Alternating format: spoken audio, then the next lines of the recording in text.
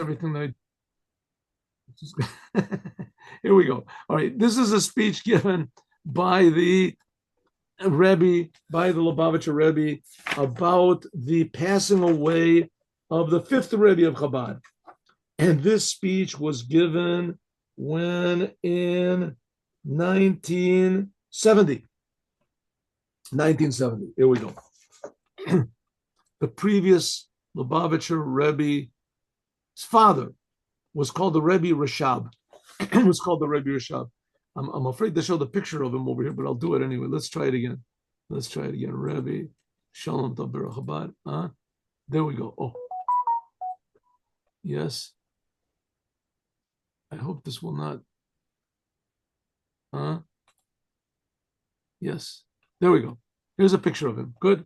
There's a picture of the Rebbe of Shalom Dober. That's a partial picture. Okay. Let's go. Ita b'Zohar. It says in the Zohar. Now the the thing that the Rebbe was famous for was that he began the yeshivas of Chabad called Tomchei Tamim. He began them with the express goal of bringing Mashiach. The express goal of bringing Mashiach.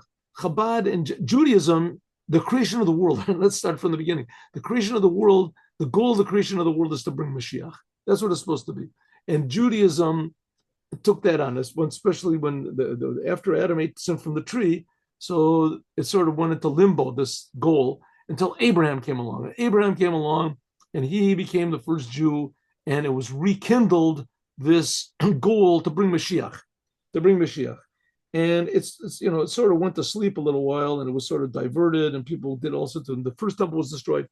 The Jews have been in exile for a long time, but and there have been great people that have had this desire to bring Mashiach. But Chabad, the idea of Chabad, the Baal Shem Tov in general and Chabad specifically, was to bring Mashiach. The whole movement of Chassidut was only to bring Mashiach. The Baal Shem Tov, when he was in his 20s, when he had an experience on one Rosh Hashanah that his soul went up to the chambers of the Mashiach, and he asked Mashiach, when are you going to come? And he said, when your teachings are spread out. So the teachings of Chabad, of Chassidut in general, and Chabad particularly, are to bring Mashiach. That's the whole purpose, is to bring Mashiach. And so the fifth Rebbe of Chabad, that I just showed the picture of, he really put this into high gear by opening yeshivas. That's the teachings of the Baal Shem Tov. To open these yeshivas all over the world. Chabad yeshivas, they're called Tomchei Tamimim. The yeshiva is called. It supports the, how do you say, the humble ones, the integrated ones. The Tamimim has a lot of meanings to it. But anyway, the goal is to make bring Mashiach. Okay. So it says, Ita b'Zohar. It says in the Zohar,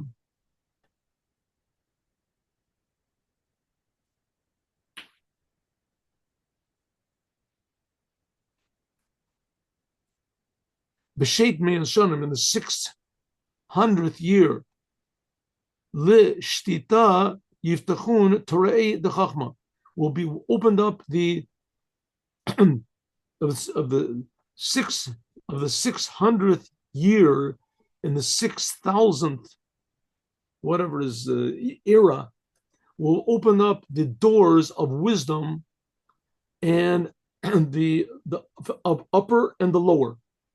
How do you know? In 600 years of the life of Noah was opened up all of the well springs of the depths. Okay, that's what the Zohar says. What does the Zohar mean? Excuse me one second. What does the Zohar mean? Kavanas Zohar, the simple meaning of the Zohar is that in that day, in the 600th year, will be opened up the gates of wisdom in general and the gates of the wisdom of the Torah mainly. And so we have seen Ba'oto Zaman in that time, B'nogea l'chachma v'klal, in wisdom in general and the wisdom of the Torah. Zechina, we merited in those days the tremendous revelations of the inside of the Torah, Chelik Torah, that was hidden and concealed. Okay, so to illustrate, it was around 400 years ago, right? That's when the Arizal was, and that's when came like Isaac Newton and all these people in the secular world. Secular world. All of a sudden, there was tremendous, how do you say, developments in science, in the in innovations for mankind, which laid the foundations for like electricity and I mean mainly that the, the air travel, right? Things that were unheard of before, right? The world got along. How old is the world according to science? It's like 7 trillion years old. So 7 trillion years old minus about 100 years, minus about 300 years, something like that. They got along without electricity. How did they get along without electricity? 7 trillion years. How did they do it? Right? According to Judaism, so the world is 5,700, etc., 80 years old. So from all of those years, except for about 200 years, we got along with electricity. There was no electricity, right? What did people do in the nighttime? What did they do? Right? Roads. There was no no air travel. It took people the days, weeks, months, to travel from one place to another. That now they can go to in a few hours.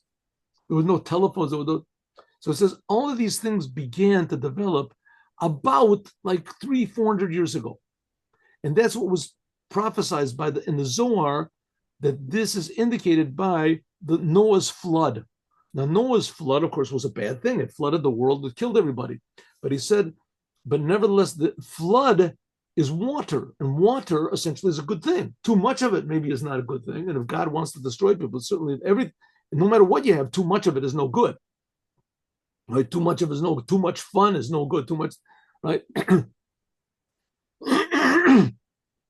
So, but essentially, it's a good thing. So it says that the gates of heaven and the gates of the below in the flood of Noah, it says the gates of heaven and the gates from below, they opened up.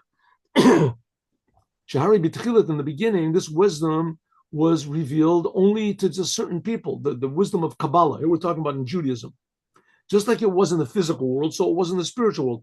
This was only known to certain people. The Av Gamzot, and also it was very quiet. It wasn't known to many people. Because they concealed this, Rov Am Yisrael. Rak mitchil, but only beginning from the Arizal. Now, the Arizal was about 400 years ago. Hari Omer, it says, and the Davka Bedoros Elu, only in these generations, the last generations, it is permissible and it is even a commandment to reveal the wisdom of Kabbalah. That's the whole goal of Chassidut, to make Kabbalah practical, to bring us to love God and to fear God and to do His commandments. That's the main thing. All these other groups with Kabbalah Center and Kabbalah whatever is group and Kabbalah the whatever, all these, the unification, whatever Kabbalah is that they have, right? If it doesn't bring a person to do the commandments, then it's not true. Because the whole purpose of Kabbalah is to give life and enhance the giving of the performing of God's will, of the commandments. The commandment. But nevertheless, that is the soul behind Judaism. The soul behind Judaism is the commandments. But nevertheless, it was not known in an open way, except maybe 400 years ago. The word, like, if you, for instance, it was known 400 years ago, but for instance, if you look like in the Sephardic Jews, the Jews from Morocco and from this, so there were big, huge, amazing tzaddikim, and that was enough for the people, that they knew that there were people, genuine people, that were really inspired by these ideas. They were known. But when Chassidut came, that was mostly to the Ashkenazic Jews. So the idea was that everybody could make use of these Kabbalistic ideas when they did Torah and the commandments, and their faith in God and their love of God. Everyone, it would be open for everyone, and that would be the power that could stand against the, the negativity and the temptations and whatever it is of the frustrations of this world, physical world. Which is not so among the Sephardic Jews. When the Sephardic Jews came to Israel, they just couldn't stand up against the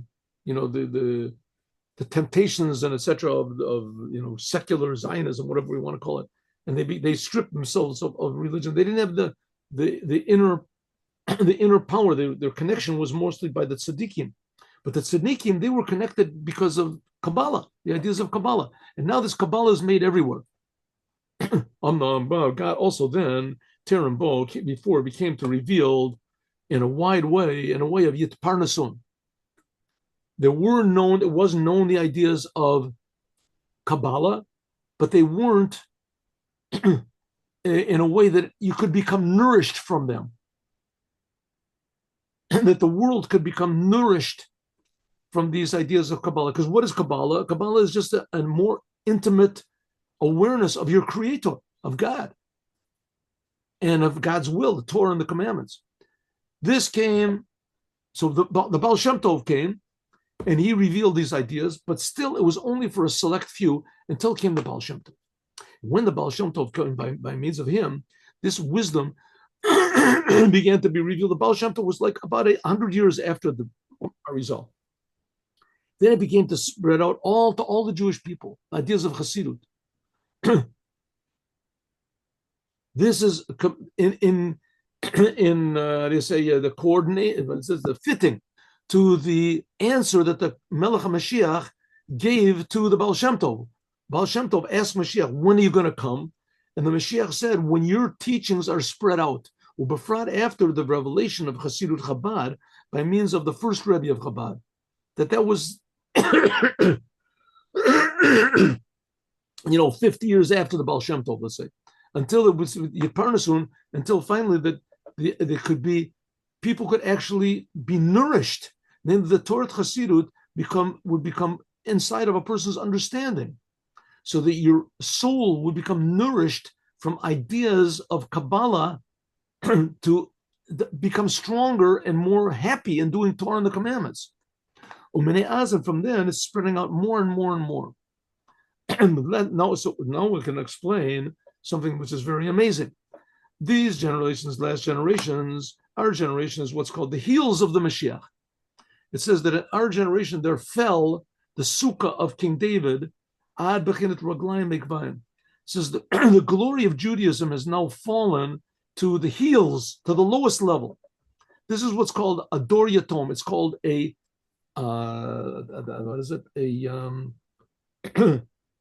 orphaned generation. Right? You ever see an orphan, a child, like they had war orphans. It used to be in World War II. It was very, Hashem should help, it was very common. Parents, a whole family would be wiped out. One child would be left, right? One child would be left. There's all these stories about they lined everybody up and they killed everybody, and one child remained alive. He was small, so the bullets missed him, and he waited until the night. Then he crawled out from under the dead bodies and Babi Yor or whatever. So an orphan, what's an orphan? He has no father. He's got no mother. He has nobody that nobody cares. That's what our generation is. Our generation is a generation which is, so to speak, orphaned from God. Orphaned from God. Let me just close this 1 second. Yeah, let me close this, please. It's orphaned. We don't see God. We don't feel God. The God is far away. People even say that God doesn't even exist. There's even movements in Judaism that say that God doesn't exist, right? And what was it? Reconstruction is we do Judaism without God. Or if there is God, he's asleep. He's far away. Our generation is the lowest. We're the heels of the Moshiach. It says that the darkness in our generation is doubled and redoubled. What does it mean, doubled and redoubled? It's dark, and we think that it's light. We think that there is nothing being concealed from us. How can it possibly be that in our generation will be these high revelations that they didn't merit to in the previous generations? Even in the generation of the Tanaim, the great holy geniuses of the Talmud, they're called disparagingly by the church, they're called the Pharisees. What are they? The Pharisees. These people were holy. The Tanaim, they could raise the dead, it says in the Amorim. They were so tremendously holy, and they didn't get the revelations that we're going to get. The Gaonim and Rishonim. How can we receive the Mashiach in our generation? This is the generation because of Chassidut. How we're going to get things that the Tanaim didn't get? How can it be? Amnam kagon da anamotziim. But we also find in a general way in Torah, the rabbis say, "Kol masha talmid vatikati lechadesh the kol nitanam Moshe b'Sinai." It says everything that a precocious pupil will reveal was given to Moses on Mount Sinai. At first glance, we can ask a big question. Since that all the novel, I'd say the deep insights and interpretations of the Talmud were already given to Moses on Mount Sinai, so why wasn't it revealed to all the previous generations? Why did it have to be Talmud Vatik? Why didn't Moses reveal everything? It says that Moses was on Mount Sinai and that he saw our generation. I'm sorry, he saw the generation of Rabbi Akiva. And he saw Rabbi Akiva was learning Torah, teaching Torah, and it was ideas that Moses didn't know. And he was learning like from little every letter of the Torah. He could learn amazing things, the shape of the letters. But Moses, it says he felt very ashamed. Why didn't, and he heard Rabbi Akiva say that somebody asked, where did you get this idea? And Rabbi Akiva said, it's a law from Moses on Sinai. Oh, Moses felt better. So the question is, one second, if everything was given to Moses on Sinai, so why didn't he know it? Why did it have to be revealed later? Why did it have to be revealed? The explanation is, why did he have to have Rabbi Akiva revealing it? Rabbi Akiva, that was like 1,500 years after Moses. And Moses was on Mount Sinai. He got everything, right? But it had to be revealed later. Why? Says the reason is at the Kala Sayavabito, everything has its time. The rabbis say that really Adam, first man, the Torah should have been given by him. Chazav Omer, and afterwards God said, Ani noten lebanav. I'm not going to give to Adam. I'm going to give to his children. Shechol davar, that everything that God does, it has to be in a special time.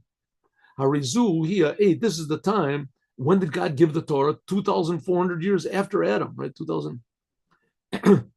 This is the time. That's the proper time. It's matima, it's zguk. This is, God reveals things little by little. So this is can be understood that until it reaches the proper time, when there should be this idea of these ideas, Talmud Vatik, the ideas that Rabbi Akiva revealed, still, nevertheless, it was not necessary that these ideas should be revealed. Therefore, Rabbi Akiva didn't reveal them. They were there. God gave everything to Moses on Sinai, but it just was not revealed. Torah, the word Torah comes from the language of hora'ah, teaching. Shetachlit the horot, the whole purpose of the Torah is to reveal to the Jewish people the way to go and the service that should be served in order to refine the world. The purpose of, that's the purpose the Jewish people are here, to refine the world. And since that the world didn't need this refinement of these teachings that Rabbi Akiva taught, so therefore God kept it in his toolbox, so to speak. The world didn't need these teachings of Rabbi Akiva. Therefore, it wasn't revealed. When it came the proper time that this genius pupil should reveal this idea, then this itself was a proof that this was the good time to do it. Namely, because the world was such that it needed this revelation. So it is also what we're talking about here, all of the revelations that are going to be in the future, in the coming of the Moshiach. This depends on all of our deeds and all of our service the whole time of exile. Moshiach depends on what we do now. The intention doesn't mean Ain a kavana rak la'avoda, not the work that we're doing now in our exile. But like the rabbis say, Ain mitzvah nikrat ela al shem gomu, that a commandment is called on the one who finishes it. If there was 5 generations, 100 generations that built up to the coming of the Moshiach, but nevertheless the coming of the Moshiach is called on what we did because we put on the finishing touches.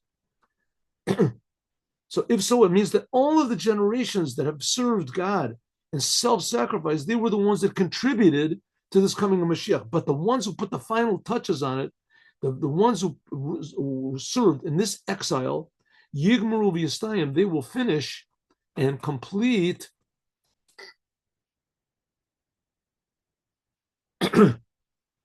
Also, the whole purpose of why God even did it in the first place, why God exiled the Jews, the future redemption, Ari Geula, let me make this a little bigger. The redemption from exile, the future one is going to be one that there's not going to be any exiles after it. So now we can understand that our service, which brings to the completion, which is the fourth exile, will bring a revelation, an elevation, even in the previous geulot, the previous redemptions that were before it. We got out of Egypt, right?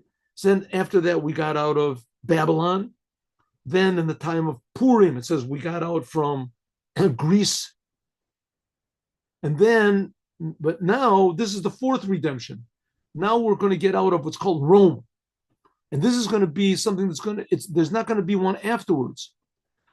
Any more exiles afterwards. So this final exile that we're in now, and the final redemption that's going to be from it, is going to be complete. So if so, it comes out that since the previous generations, these generations now that we're in now, and since let's say the time of the Baal Shem Tov, that's called the heels of the Moshiach.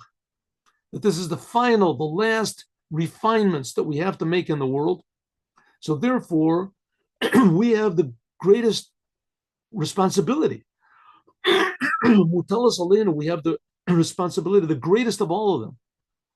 So therefore, somehow our service has to have an extra power in it and an extra strength more than all the previous generations. Why? Because our service is the preparation, the last preparation for the total redemption. We're going to transform the darkness into light, which is doubled and redoubled. The cave in a sense that God does not come with impossible tasks, and God never requests according to what he can do, but only what we can do. And therefore, in these generations specifically, because we're the weakest of all the generations, is revealed this part of the Torah, which is the highest of high, which was not merited to all the previous generations. And by means of these high teachings, Chassidut is given down powers, abilities to serve God in this very high way, to stand up under these terrible pressures and to be happy. The Torah, it says, is power and salvation. Toshia, it gives power to make, to transform the whole world. Even more, in addition to the fact that this service itself of transforming the exile demands kochot miyuchadim, very special and unique abilities from us. And we're talking about each one of us as normal people. And we have to do this amazing job of transforming the darkness into light. So it's known that anytime that serving God, it demands more, the karov yoter, and it is coming closer to the goal, mitkaberet yoter, there's more and more evil and darkness against it. The yochav or the dorot acharonim, because this last power, this last generations that we're in now, we're in the end of all the revelations, the end of all the refinement that we have to do in the world. So the evil in the world is like a rat in a corner. Hari Nagdut, so the opposition of the Yetzer Hora is more and more powerful. All of a sudden comes into our mind all these really stupid thoughts. I mean, let's just take an example in America. This whole idea of the woke thing in America, no one in the previous generations would ever dream of advertising such total suicidal, destructive insanity. That men can be women and you have to educate children to change their sex, and and they're advertising it. They're proud of it. This is like their banner. It's the platform that they ran on, right? They're so proud of it, and it's so incredibly stupid and just purely evil. Just purely evil. It's just no. there's no words to explain how weird it is, and it's fighting. It's fighting with tremendous power, and these thoughts enter into everybody's minds. Right? Someone said that. I remember when who was it? What is it? What is it? Morgan Friedman or something. He said, I remember when I was young that I looked at a couple of pictures that were not nice, and those pictures pop up in my mind, all the time. Who knows whatever type of licentious stuff pops up in my kid. Imagine what these poor kids, what's going to be infesting their minds all the time. Well, these ideas are popping up in my mind. Hatred and anger and depression and aggression. Addictions are all over, fentanyl all over the place. This is the last generation where the evil is just pumping itself into our heads as much as possible. So what's the antidote?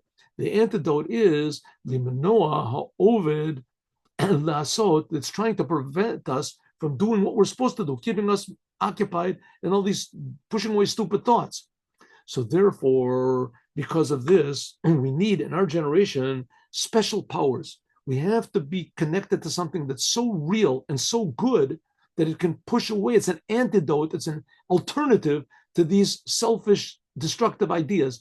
In order that by means of our service, that we can actually complete the desire of God to make a dwelling place for Him in this world. And this is what's going to be connected to the Rebbe Rashab, the fifth Rebbe of Chabad, as we're going to talk about more, God willing, tomorrow.